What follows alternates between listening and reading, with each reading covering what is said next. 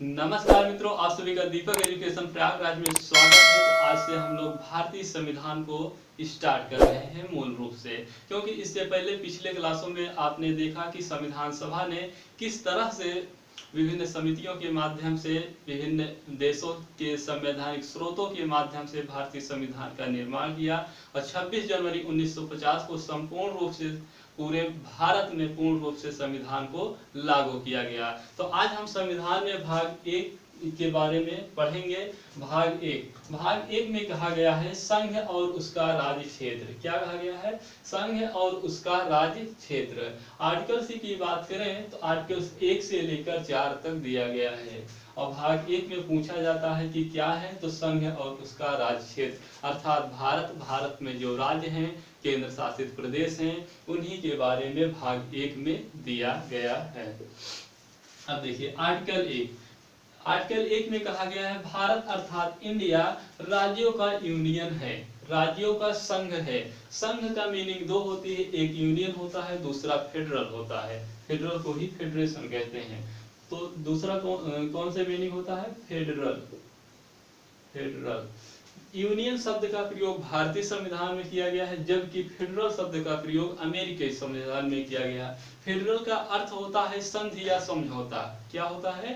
Federal का अर्थ होता है संधि या समझौता, अर्थात अमेरिका में जो वर्तमान अमेरिका के राज्यों ने एक संधि की, एक समझौते किए, उसी के तहत अमेरिका देश का निर्माण हुआ, अर्थात अमेरिका देश बना। लेकिन भारत में ऐसा नहीं, क्योंकि आप जानते हैं जब भारतीय स्वतंत्रता अधिनियम आया तो उस समय सभी रियासतों के पास 3 ऑप्शन था।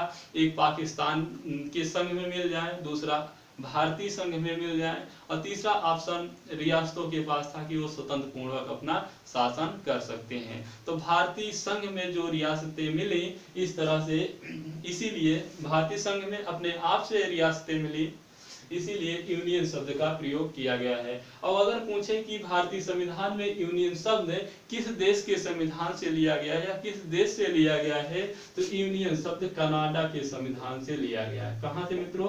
कनाडा के संविधान से लिया गया, अर्थात कनाडा के संविधान में भी यूनियन शब्द का प्रयोग किया गया है, जबकि अमेरिकी संविधान में फेडरल का।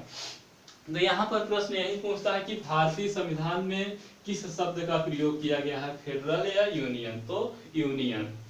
तो भारत अर्थात इंडिया राज्यों का संघ है। तो राज्यों को कैसे दिया है? जैसे क्रम एक में देखेंगे आप तो राज्य क्षेत्र दिया गया है। क्या दिया गया है मित्रों? राज्य क्षेत्र दिया गया है। आप जानते हैं वर्तमान में कितने राज्य हैं? 28 राज्य। पहले 29 राज्य थे, लेकिन 2019 में आर्टिकल 370 के विशेष प्रावधान को हटा दिया गया। जम्मू कश्मीर को जो विशेष प्रावधान दिया गया था, इस तरह जम्मू कश्मीर का विभाजन हो गया, 2 केंद्र शासित प्रदेश बन गए, एक जम्मू कश्मीर, एक लद्दाख। राज्य का दर्जा समाप्त कर दिया गया, इसलिए एक राज्य घट गया। तो वर्तमान में राज्यों की संख्या 28 हो गए हैं भारत में।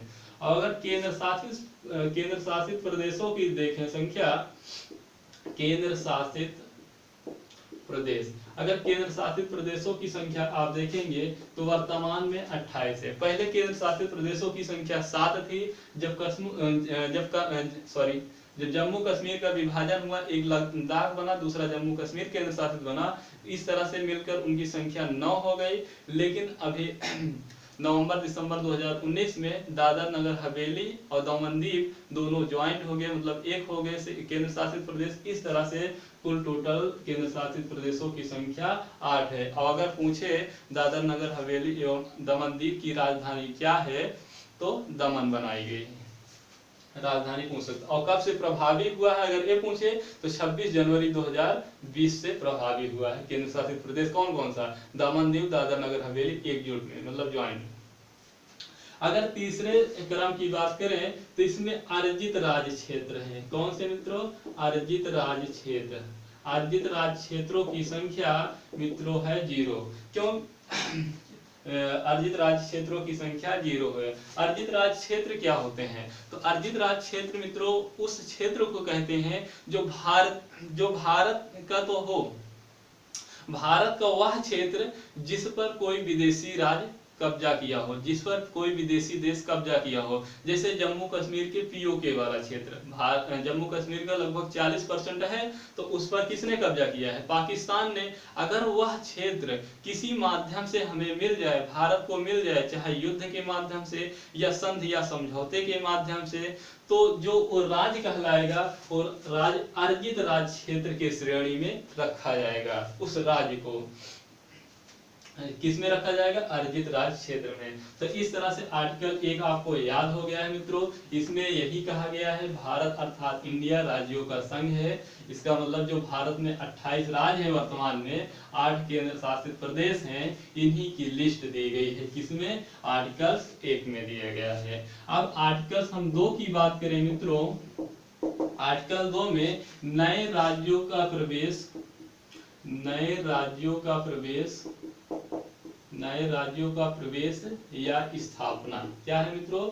नए राज्यों का प्रवेश या स्थापना, और इस पर साधारण विधि बनाने का अधिकार संसद को दिया गया है आर्टिकल 2 के तहत। ये नए राज्य प्रवेश या स्थापना क्या है? तो मित्रों जैसे कोई बाहरी देश का, जैसे बांग्लादेश है, बांग्लादेश का कोई क्षेत्र भारत में आना चाहे या बांग्लादेश पूरा भारत में आना चाहे, तो आर्टिकल 2 के तहत वो आ सकता है। उसका कोई क्षेत्र, उसका कोई भूभाग या पूरा देश आर्टिकल 2 के तहत आ सकता है, और संसद साधारण विधि द्वारा उस साधारण कानून द्वारा उसे भारतीय संघ में मिला लेगा। लेकिन यहीं पर न्यायालय से पूछा गया कि संसद को जो ये साधारण विधि दिया गया है, अधिकार दिया गया है आर्टिकल 2 के तहत विधि बनाने का, तो क्या संसद पूरे भारतीय क्षेत्र का कोई भूभाग दूसरे देश को संसद दे सकती है साधारण विधि से? तो न्यायालय ने कहा नहीं।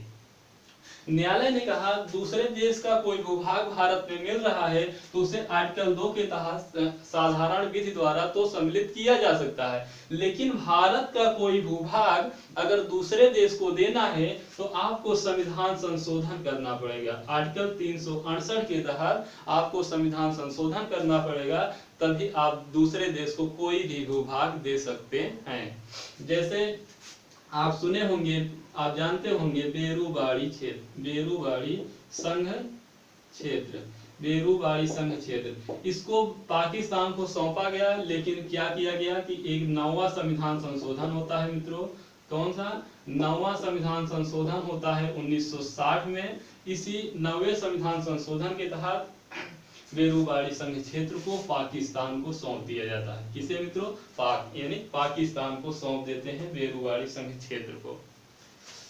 तो यहाँ से यही प्रश्न पूछता है कि 9वें बेरूबाड़ी संघ क्षेत्र जो पाकिस्तान को सौंप दिया गया भारत की तरफ से, उसे किस संविधान संशोधन के तहत सौंपा गया? तो 9वां संविधान संशोधन। ये आपको याद होना चाहिए। तो आपको आर्टिकल 2 क्लियर हो गया कि नए राज्यों का प्रवेश या स्थापना। अब आर्टिकल आप 3 देखिए, आर्टिकल आप 3 देखिए, यहाँ पर विदेशी राज्य आ रहे हैं तो उनकी स्थापना हो रही है, लेकिन आर्टिकल 3 में कहा गया है कि जो भारत में उपस्थित राज्य हैं, जो भारत में उपस्थित राज्य हैं, उन राज्यों का विभाजन करके, जैसे कोई राज्य है, इसका विभाजन करके एक नया राज्य बनाया जा सकता है। नए राज्यों का निर्माण, नए राज्यों का निर्माण, नए राज्यों का निर्माण। तो आर्टिकल 3 में क्या है? नए राज्यों का निर्माण और वर्तमान राज्यों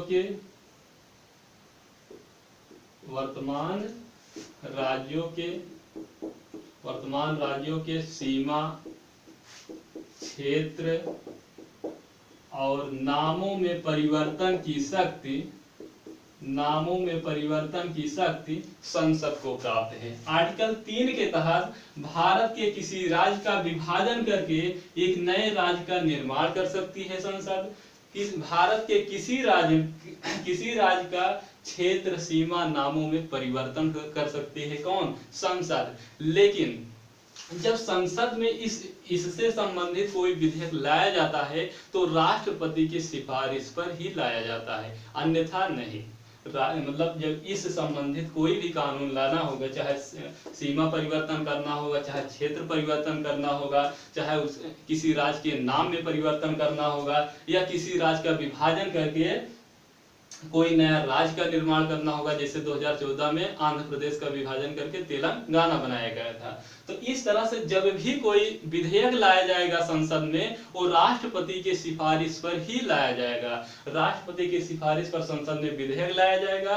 उस विधेयक को राष्ट्रपति महोदय जी जिस राज्य में कोई परिवर्तन हो रहा होगा, चाहे सीमा, क्षेत्र, नाम या नए राज्य या विभाजन की बात कर रहे हो रही होती है, उस राज्य के विधानमंडल को उस विधेयक को राय लेने के लिए सौंपते हैं। कौन? राष्ट्रपति महोदय जी औपचारिक मात्र रूप से राज्य विधानमंडल को देते हैं। राज्य विधानमंडल एक सीमित समय में वापस करती है उस विधेयक को। राज्य विधानमंडल माने या ना माने, लेकिन केंद्र सरकार अर्थात संसद उस क्षेत्र में परिवर्तन कर सकती है, नाम बदल सकता है,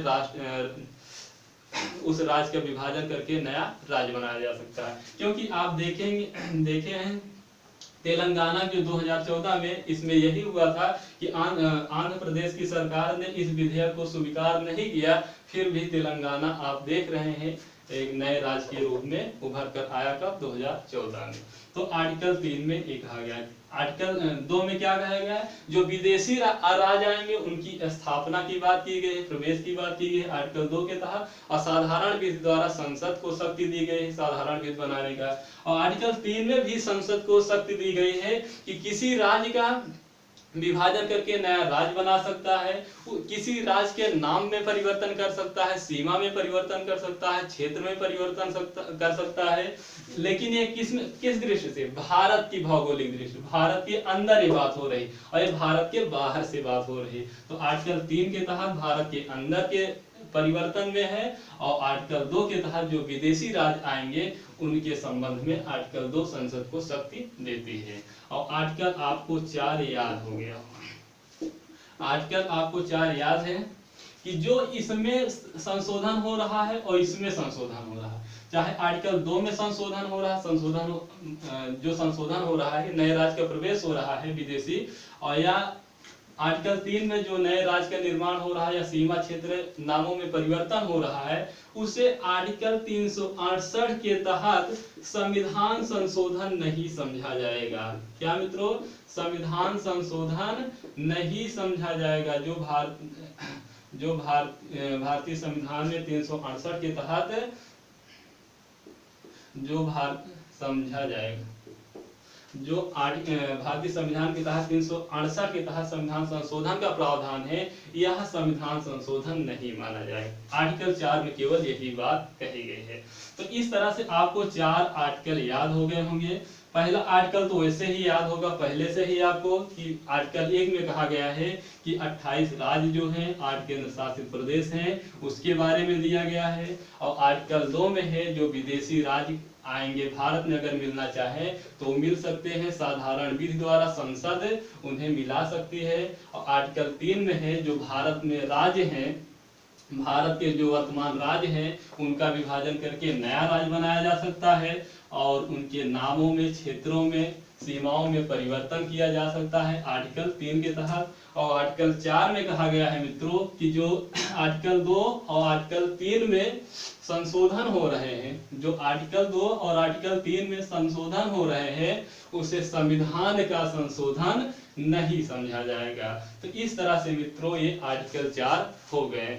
अब अगर हम जो भारत में राज्यों का गठन हुआ है अगर इसकी हिस्ट्री की बात करें तो सबसे पहले मित्रों 1912 में, कब? 1912 में ब्रिटिश सरकार चल रही थी। उस समय बिहार, उड़ीसा और असम, बिहार, उड़ीसा और असम 3 राज्यों का गठन होता है। वो किस आधार से? तो भाषा के आधार पर। 1912 में 3 राज्यों का गठन होता है, बिहार, उड़ीसा, असम। इन राज्यों का गठन किस आधार पर होता है? तो भाषाई आधार पर होता है, भाषा के आधार पर। इसके बाद मित्रों क्या होता है कि भारतीय स्वतंत्रता अधिनियम आता है। 15 अगस्त 1947 को भारत आजाद हो जाता है। इसके बाद भारत में जो भारतीय क्षेत्र में जो भाषा के आधार पर सभी लोग अपने अपने राज्यों की गठन, जैसे गुजराती लोग गुजरात राज्य की मांग करने लगे, तेलुगु लोग आंध्र प्रदेश की मांग करने लगे। तब ये नाम नहीं था, मतलब अपने भाषा के आधार पर राज्यों की गठन की मांग करने लगे। तो उसी को देखते हुए एक यशकेधर यशकेधर के अध्यक्षता में एक भाषाई प्रांत आयोग का गठन होता है। कौन से मित्रों? भाषाई प्रांत आयोग का गठन होता है। यह 4 सदस्यीय आयोग था। कौन से मित्रों? 4 सदस्यीय आयोग था और 1947 में इसका गठन होता है। इसी को धर आयोग या धर कमीशन भी कहते हैं। इसी भाषाई प्रांत आयोग को धर कमीशन या धर आयोग भी कहते हैं। ये कहता है कि भाषा के आधार पर भारत में राज्यों का गठन करना ठीक नहीं है, अतः प्रशासनिक सुविधा को दृष्टि से भारत में राज्यों का गठन किया जाए। यही रिपोर्ट इन्होंने दिया था। कब? 1948 में। उसके बाद 1949 में, इसके बाद धर कमीशन के बाद 1949 में जेबीपी समिति का गठन होता है। जेबीपी समिति का गठन होता था। इसमें जवाहरलाल नेहरू थे, वल्लभ भाई पटेल थे, पट्टाभी सीतारामैया 3 सदस्यीय समिति थी। ये समिति भी यह सिफारिश करती है कि भाषा के आधार पर भारत में राज्यों का गठन न किया जाए, क्योंकि भाषा के आधार पर अगर राज्यों का गठन किया जाएगा तो उसमें एक भाषा के लोग इकट्ठा हो जाएंगे, तो बाद में अलग राष्ट्र की मांग हो सकता है करने लगे। इस डर से इन्होंने भाषा के आधार पर राज्यों के गठन की मांग को ठुकरा देते हैं। इस समय आंदोलन खूब और तेज हो जाता है और तेलुगु भाषी के समर्थक कौन थे? पोट्टी श्री रामुल्लू जी ने इन्होंने आमरण अनशन पर बैठ जाते हैं और इन्होंने 56 दिन की भूख हड़ताल पर 15 दिसंबर 1952 को इनकी मृत्यु हो जाती है। कब मित्रों? 15 दिसंबर 1952 को इनकी मृत्यु हो जाती है। 56 दिन लगातार इन्होंने बैठे थे आमरण अनशन पर, भूख हड़ताल पर बैठे थे। इस तरह से आंदोलन खूब तेज हो गया तो सरकार ने तेलुगु भाषी के लोगों के लिए आंध्र प्रदेश राज्य भाषा के आधार पर राज्य का गठन करने की घोषणा कर देते हैं। तो आंध्र प्रदेश का गठन होता है मित्रों, कब होता है? 1953 में। 1953 में भारत का पहला भाषा के आधार पर गठन होने वाला राज्य कौन सा है? आंध्र प्रदेश है। बार बार एग्जामों में पूछा जाता है। और कब होता है? 1953 में। भाषा के आधार पर पहला राज्य गठन होने वाला भारत का कौन सा है? आंध्र प्रदेश है। इस आधार पर अब और भाषाई क्षेत्रों के लोग आंदोलन करना प्रारंभ कर देते हैं, तो सरकार ने इसके स्थायी बंदोबस्त के लिए एक फजल अली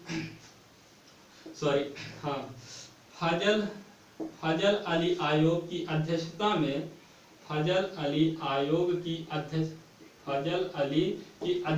में एक राज्य पुनर्गठन आयोग का गठन होता है। राज्य पुनर्गठन आयोग का गठन होता है। कब? 1953 में। 1953 में राज्य पुनर्गठन का आयोग का गठन होता है। किसकी अध्यक्षता में? फजल अली की अध्यक्षता में। इसीलिए इस आयोग को फजल अली आयोग भी कहते हैं। और इसके 2 सदस्य और थे। एक थे के एम पन्निकर जी थे। कौन थे? के एम पन्निकर जी थे। और दूसरे सदस्य थे एच एन कुंजुरु जी थे। कौन थे? एच एन कुंजुरु जी थे। तो ये 3 सदस्यीय समिति थी, 3 सदस्यीय आयोग था। इसी राज्य पुनर्गठन आयोग को ही फजल अली आयोग कहा जाता है। इन्होंने अपनी रिपोर्ट देते हैं 1955 में। कब मित्रों? दिसंबर 1955 में अपनी रिपोर्ट फजल अली साहब देते हैं। ये सरकार को कहते हैं कि 16 राज्य और 3 केंद्र शासित प्रदेश में भारत का विभाजन किया जाए, अर्थात 16 राज्यों में और 3 केंद्र शासित प्रदेशों में भारत को विभाजित किया जाए। ये किस रिपोर्ट में आता है? तो फजल अली आयोग या राज्य पुनर्गठन आयोग की रिपोर्ट में। तो सरकार ने इनकी सिफारिश को इनकी रिपोर्ट को मानकर कुछ संशोधन के तहत राज्य पुनर्गठन अधिनियम पारित करता है। राज्य पुनर्गठन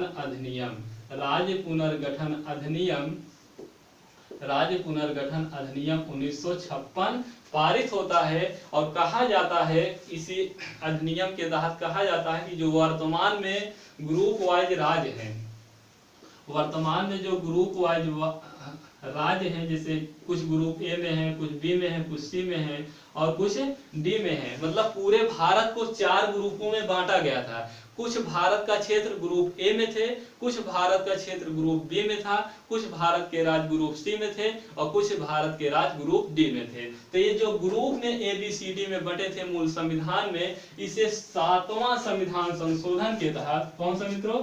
7वां संविधान संशोधन 1956 के तहत इस ग्रुप वाइज राज्यों के राज्य जो थे इसे समाप्त कर दिया गया।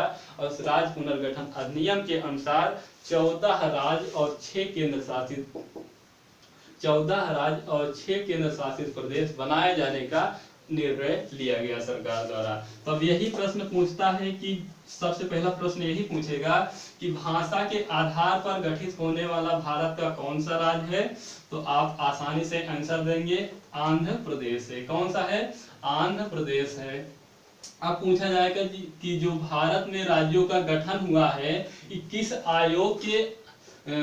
आयोग के सिफारिश पर गठन हुआ है? या पूछेगा राज्य पुनर्गठन अधिनियम जो पारित हुआ, ये किस आयोग के सिफारिश पर पारित हुआ? तो फजल अली आयोग या राज्य पुनर्गठन आयोग के सिफारिश पर पारित हुआ। या पूछ ले सकता है जो वर्तमान में राज्यों का जो गठन किया गया है भारत में, वो किस आयोग के सिफारिश पर किया गया है? तो फजल अली आयोग के। किसके आयोग से? फजल अली आयोग से। तो ये 14 राज्य और 6 केंद्र शासित प्रदेशों में गठन किया गया भारत में। अब देखिए जो और अन्य राज्य हैं उनको हम मैप से आपको एक बार में पूरा बता देते हैं। मैप में 1 मिनट आप मैप बना लीजिएगा ऐसे। एमपी है, उत्तराखंड, सिक्किम, अरुणाचल प्रदेश, नागालैंड, मणिपुर, मिजोरम, त्रिपुरा और ये आपका बांग्लादेश है। इधर आपका जम्मू कश्मीर, इधर आपका राजस्थान, गुजरात,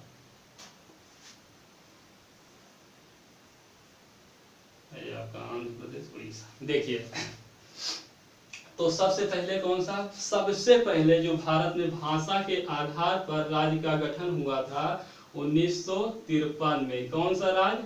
आंध्र प्रदेश। अब आप बोलेंगे हमको कौन सा? आंध्र प्रदेश का गठन कब हुआ था? 1953 में। अब जब राज्य पुनर्गठन अधिनियम 1956 पारित हो गया तो उसके बाद उसमें क्या कहा गया? 14 राज्य बनाए जाएंगे, 6 केंद्र शासित प्रदेश बनाया जाएगा। तो अब प्रश्न पूछता है कि जो 15वां राज्य का गठन हुआ वो कौन सा है? तो 15वां राज्य ये आप देख रहे हैं, ये गुजरात है। कौन सा मित्रों? ये गुजरात है।